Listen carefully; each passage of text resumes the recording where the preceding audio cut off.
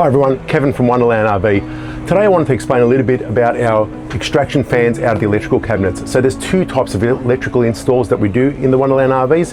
One is an under lounge electrical install with the electrical system inverter all under the lounge, and then the other type is that behind fridge vertical electrical system.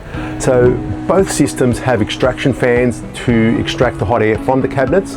This one here is an under lounge electrical system which has a vent at the front of the lounge. Both types of systems have a 3-position switch, so on, off, and then thermostatically controlled, which will turn on and off automatically when the temperature inside the cabinet goes above a certain point. So for customers that have the Solara or the XTR series, you'll have the vertical electrical board behind the fridge.